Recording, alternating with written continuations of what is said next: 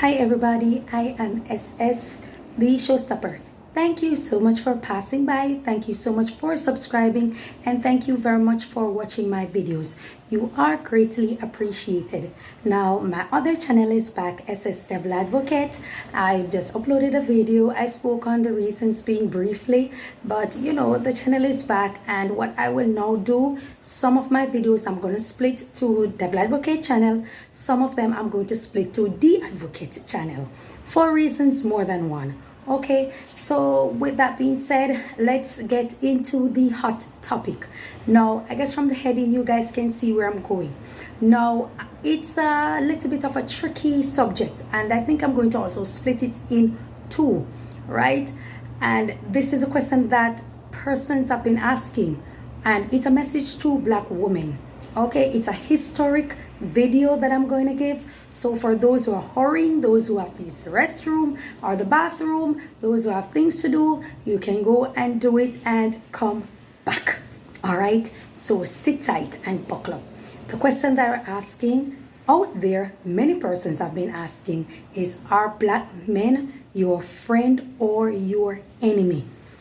Are Black men your friend or your enemy? And this is a question for Black women.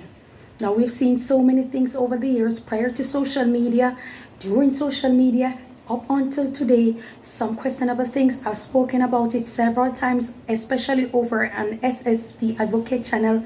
And the question a lot of persons are asking, are Black men really our friend? Are Black men really in love with us? Are Black men really love Black women? Do they believe in being there, taking care of Black women? Or are they just going by what is out there on social media and in the public space, the negative stereotype about Black women, yada, yada, yada, and all of that? No, yes, I saw the Jay Free video with the female. I saw so many vloggers speaking on it. I am going to address it, or I'm going to speak on it, but not at this moment. With Black men, I take it from the back. So I'm going way back. So I'm going to attack the back before I attack the front. So because it's tricky when you speak on the subject of Black men, you have to know where you're coming from, because persons are in their feelings, persons want to hold you to the fire, persons want to attack you, persons want to, and it's the same thing. It's a similar thing with Black women, especially many people out there just simply do not like accountability. They don't like certain things. They don't like to be held to the fire. They don't like when a mirror is held to their face. You understand? They go off on a fit. They start creating an upheave, and they they make videos that go viral because they don't like the message that is out there.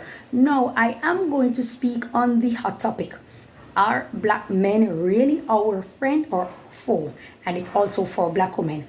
I also have to tread lightly when it comes to Black women because they're overly sensitive at times. They can misconstrue things, and also their thin skin at times, and so I have to tread carefully. And they usually have this type of saying where the pick me connotation is applied to them, where they will follow Black men to the end of the earth no matter what. Now, I don't fault these women. They're doing what they were designed to do. Everybody has their space and time, or their place in space and time throughout history. Okay, now without further ado or without further delay, let's get into it. Now I'm going way back, way back in God, right? And we have to question the presence of God in that time, because you wonder if God was actually present when these things were taking place. Now, in I think it's April 7th, 1882, I'm sorry, we are going into the curious case of Mary Booth and Martha Jones. That's Mary Booth and Martha Jones. And this is in Virginia. This is in Virginia. Now, long after that, before I get there, who remember 1942, I think it was 1942, the curious case of George Stinney. He was 14-year-old who was tried and executed in the electric chair, accused of murdering two white children. It was two white girls. He was tried and executed. He was given ice cream and forced him to confess into something that he knew nothing of. And they, they basically oblige him, or they basically coerce him to confess to something he knew nothing of. And he was tried and he was convicted and he was electrocuted. His family weren't allowed to be in the courthouse. And nobody came to his defense. Nobody was there to defend poor George Stinney. And he was tried and executed at the age of 14 for the murder of two white girls. And I'm going to use the word murder. I really do not cater for YouTube and its sensitive words. I'm a full-grown adult. The site or the search engine should be available to or accessible to persons who are 18 and over. 18 and under should have supervision. Murder, kill, rape, those are words that are in the English dictionary. They are not curse words. They are words that are actually in the English dictionary, and there is a meaning to it. Now, if you're overly sensitive, probably a public space like social media simply isn't the place for you. I can't do that. Miss me with all of that. So George Stinney was tried and convicted for murder. Now we're going way back before there was a George Stinney, before there was a Emmett Till in, I think, 1958 or 1962. You guys forgive me on the dates, okay? Way before that, and all the historical happenings. Two black men and little black boys that are so cemented in history to date for you to remember. In 1882, I keep saying 1898. In 1882, there's a case of Mary Booth, and Martha Jones. These were two young girls at the age of 13 who were tried and convicted in a court for poisoning of two white adults, a male and a female. They were tried and they were convicted to be hung, to be executed, break at the neck. You understand? For the murder of poisoning, which is murder, of a white woman and a white man. Now, at the time, the media, I'm going to get back to the media pretty soon, especially in the case of Jeffrey interview with the female that is now going viral. The media back then had a job, and its sole purpose, besides pushing or promulgating businesses that were doing well to get more investors, their job was to make sure that a negative stereotype of black people was promulgated, was made known continuously. It was a homemade image, a household image to be cemented in your head forever. Now, I've spoken on this on several videos on my Devil Advocate channel about the 5 known stereotypes that they put out of black people. And to date, everybody is a part of it, whether you like it or not. They cater to it. The very social media circulate the algorithm for this type of behavior to always go viral. So you can be reminded that that is the behavior and typical behavioral pattern or the pathology of black people. Now, at the time, they used to put out articles, they used to put out imageries of 2 black women arguing, standing, talking, communicating, and all of that. And they leave from that, and if there was a squabble, they were quick to put it out to say that these women are beasts, these women are violent in nature, stay away from them. They used to call black women thieves, they used to call them Jezebel, they used to call them whores. You should stay away from them. They're very conniving, and they are known to trick you. They will lure you, they will pretend to be mummies, they will pretend to be friendly women, but they are really beasts, and they will abuse your children, they will kill your children, they will attack white women. And so you are to stay away from black women. Those were the images that were being put out about black women in the 19th century. Okay, now when the case came up of Mary Booth and Martha Jones, at the time these were very tiny girls. They were the age of 13. But I'm going to get back to that. There was also another case of a 15-year-old girl. I don't quite remember her name. A 15-year-old girl, Milvy, I think she's Milvy Brown. Milvy Brown was 15 years old at the time. I think she was mentally ill. She has a mental retardation. And she was also charged with murdering a child, a white child, and she was tried and executed. So at the time, there were a lot of execution taking place when it came to black women. not just black men, black women. There were lots of lynching of black women. And it's funny how I speak on this subject and I realize that there are lots of African Americans who aren't aware of this. And it's not sad, but sometimes persons outside of your country will know more about your country or a little bit when it comes to history based on information that they're privy to or they research and find out, and it's okay. Now, not to go off on a tangent, back to it. So there was a Milvy Brown also at the age of 15 in Virginia who was tried and executed for murdering a child, a white child. Now there was Mary Booth and Martha Jones who went on trial. Now they were arrested, and upon arresting them, they were setting dates for them to go on trial for the murder. They maintained their innocence, that they didn't do it. The media printed out that they confessed to a murder. No, they did not. It was all lies. But guess what? Black people did not control the media. The media was controlled by white people. And because it was controlled by white people, they dictate the images, they dictate the sayings, they dictate every single thing about the black person's life. And this was not just black men, but also black women and black children. So with the case of Mary Booth and Martha Jones, upon their arrest, persons were trying to break them out of the cell to lynch them. Now these are 13-year-old girls. They were little and small and frail. Based on historical information, they were tiny in frame. And we can picture the average 13-year-old out there. They're small in frame. You understand? So imagine what is going through the mind of these children, knowing that they are arrested for poisoning a full-grown white adult male and an adult female, of which they knew nothing of.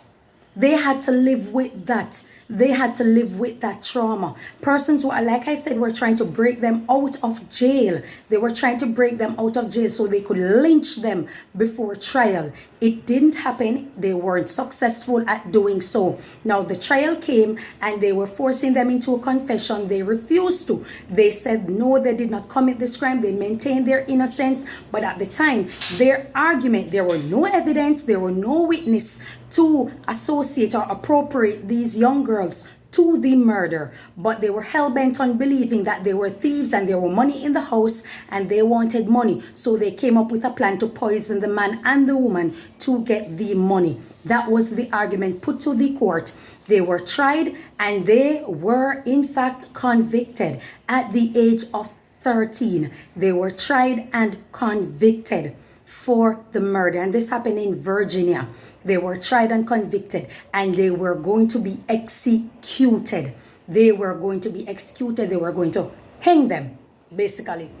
And I can just imagine what is taking place if it's a full-grown adult male or an adult female, and there's so much horror.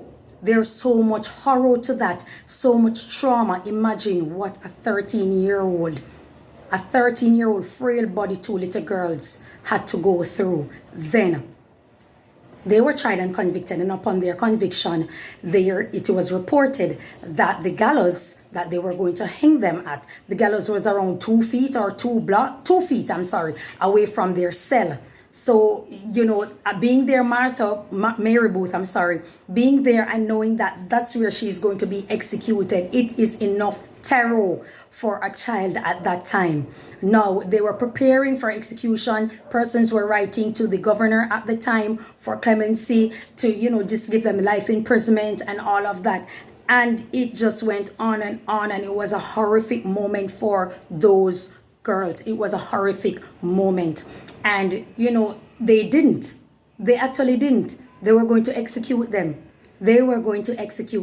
Now, upon the day before the execution, I think it was one person who came out, and I think it was Mary Booth's father, who decided that he was going to break her out. Persons were coming from far out to see the execution. People were fascinated in the murder. People were fascinated in executing children, black little girls. People came from far. They spoke of one white woman who lost her life in a stampede because she was hurrying to see the date. She was coming the day to see the execution, And it was just a sad day for those little black girls and the families that had to live with it also.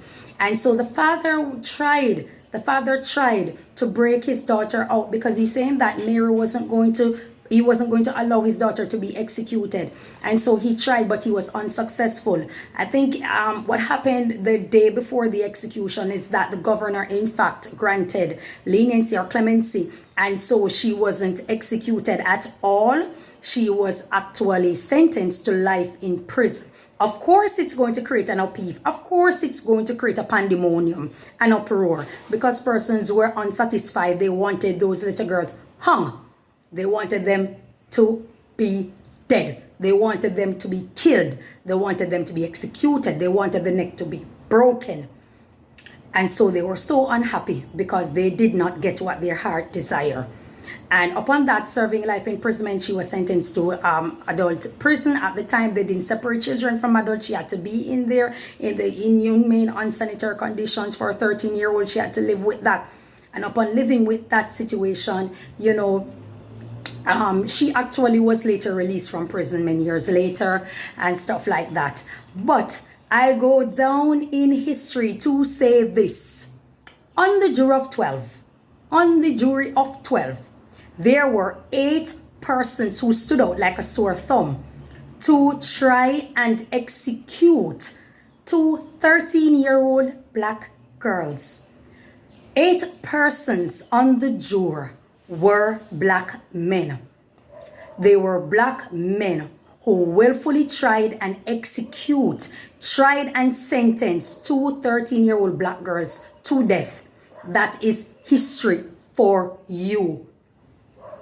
Let that sink in for a moment. 8 out of the 12 were black men. And they willfully put 2 13-year-old girls on trial. And they sentenced them to death. They were found guilty by those men. That's the history of your black men that you love and care about. And black women should be submissive and loving and kind to the black man. That's the history.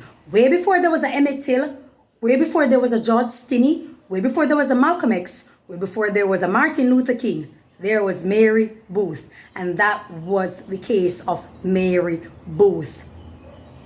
She was tried. 8 black men found her guilty.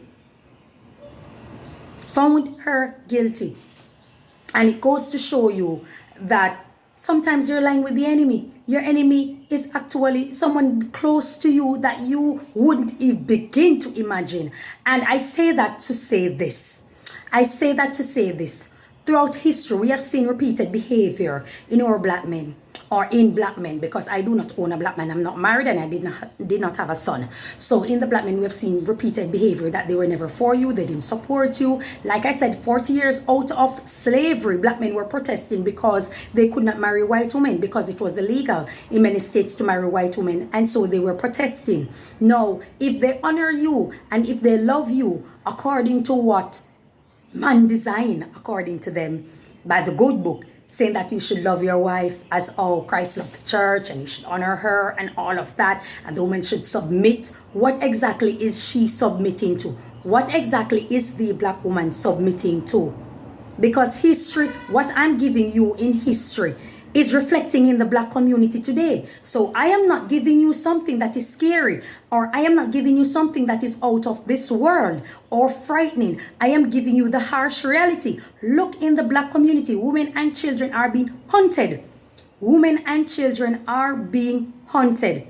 And yes, we have miscreant black women who, as Sir P called them, 87s, who are partaking in crime and violence in the black community. But the main progenitor of all of this, or the number one protagonist of all of this, is actually the black man. And this is what he is doing. The same black man that you all call kings, that are protectors and providers, this is what they're doing throughout history. I'm talking something from 1882. This is what they had done. They did not have a problem. They did not have an issue with a 13-year-old girl being put on trial for murder. They had no issue. And the media did a fine job, did an excellent job to taint the imagery of black women, of little black girls, of those 2 girls, to say that they were thieves, they wanted this, and persons were so convinced that this was actually true. And to date, we are seeing the same thing. in the black home, in the so-called black family in the Western world, it is corrupted. There isn't any to begin with. So they're saying that women should be submissive, women should be family oriented, be a nurturer. Nurturing who? You are nurturing your betrayer. That's what you're doing. You're giving birth to people you're giving birth to sons who will turn around and be your betrayer. This is a harsh reality that people don't want to accept. The same way a lot of men weren't willing to accept the information that the female provided to Jeffrey. It's the same way a lot of you aren't willing to accept that the black man was never your friend. They were never your friend. As the saying go, all skin folk ain't a kin folk. You understand? Not because you look alike with the same skin tone, you have the same history of enslavement with your ancestors, it doesn't mean that person is actually your ally. And that's a harsh reality, a bitter pill, but you have to face it. All black men aren't your friends. They aren't naturally your friend. Let's put it that way. They aren't naturally your friend. They are not naturally your friend.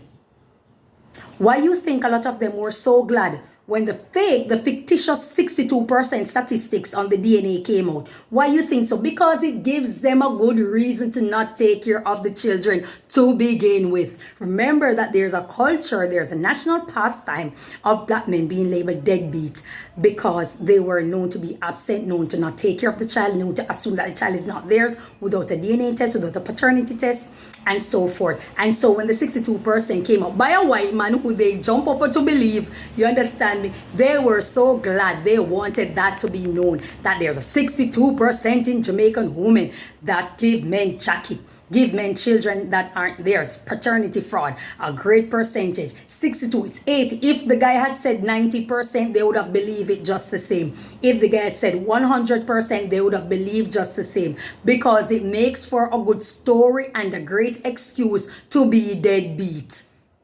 So I never took care of that child for 18 years because I believe that child was never mine. And that's enough reason for me to be a deadbeat. That's enough reason for me to not take care of a child.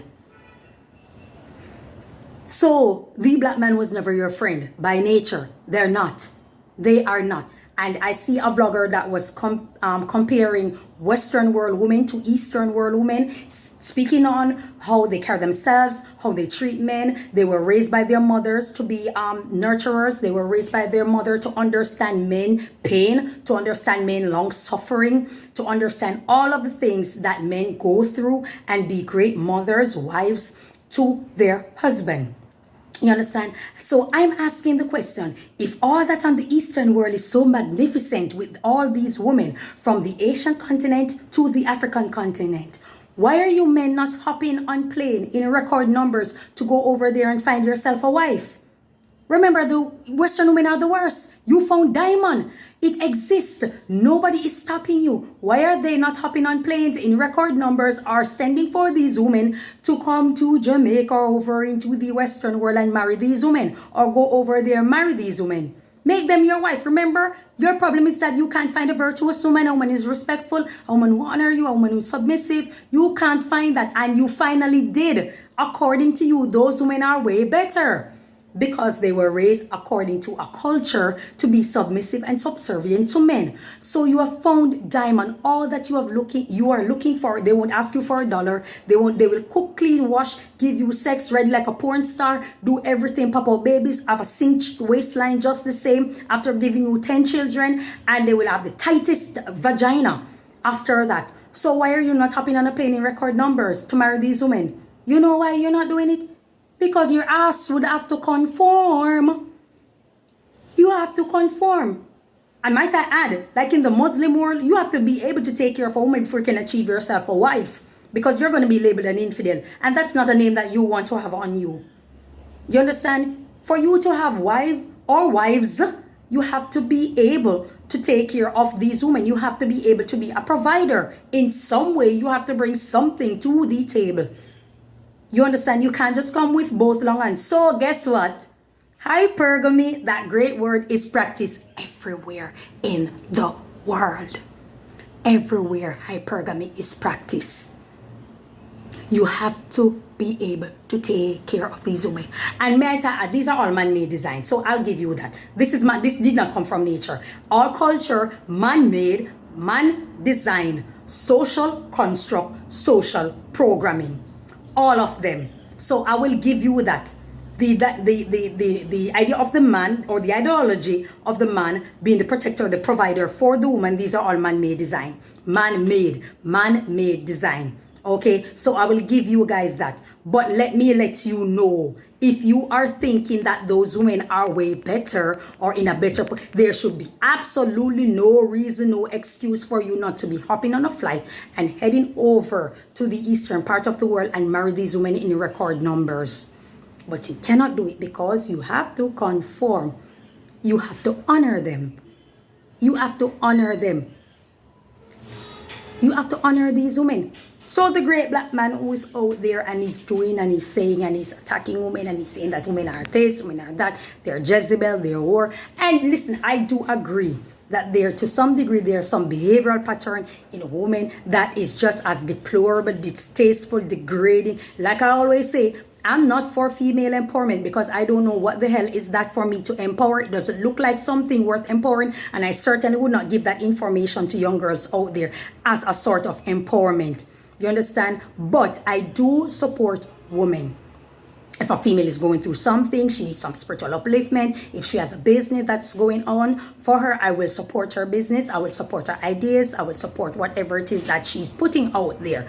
That is wholesome, that is, or, you know, a potential success for herself. So I will do that. But on a grand scale, I'll give you guys that. I'm not all for the female empowerment emblem. Because like I always say, it's too mercurial, it's too confusing, it's discombobulated, and I simply do not want to be a part of anything that has to do with confusion.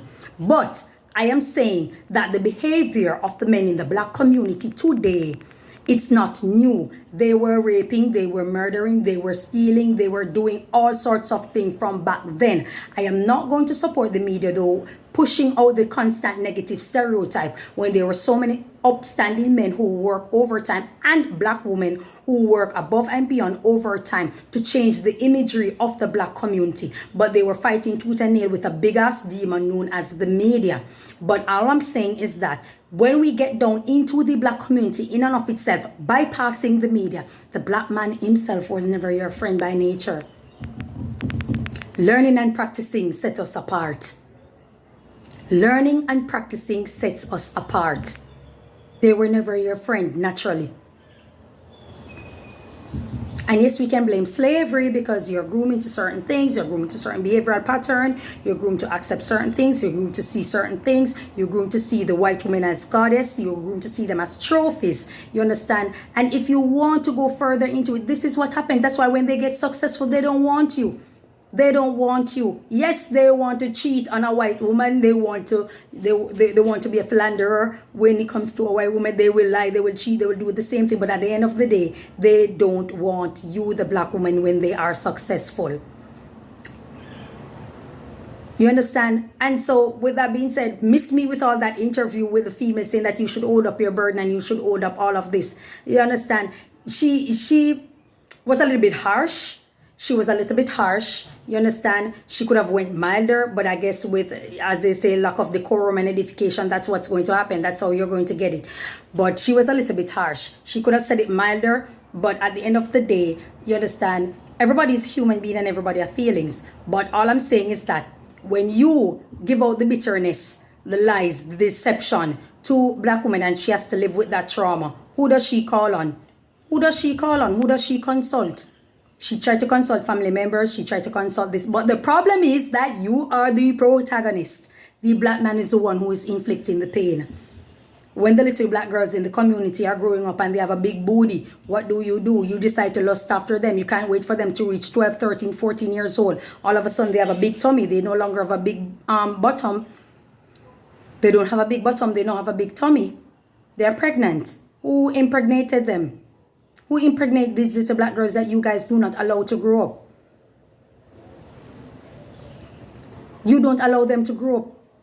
You don't chase them away if they're constantly begging you as an adult. You don't. You see it as an opportunity to capitalize on. You see it as a moment to capitalize on. These are the things that black men have done in the black community. You have poisoned the black community. You have done this, and it has been going on for more than 50 years now. More than 50 years, half of a century. Half of a century. We're talking about the new version, not the sellout or the betrayal from back then that is still present. We're talking about all the ills that are being practiced now in the black community. Now, if you look at that and tell me that the black man is your friend naturally, then I want enemy, because you are completely lost when it comes to what friend mean and represent. So I ask the question, is the black man your friend or is he your enemy? And that question is to the black woman. Now, I know a lot of you are going to come out and say, oh, my husband do this for me, my husband do that for me. Ask yourself one question. If I should take up his phone without him looking, what will I see? Providing that you have actually an access to it. Because you can't go in your partner's phone, but yet you can open and have unprotected sex, giving your vagina raw dog to an individual, but his phone is private. Food for thought. Enjoy your day. God bless you. And please to subscribe to my channel, SS Devil Advocate, and also to SSD Advocate. Thank you so much. Enjoy your day. Bye-bye.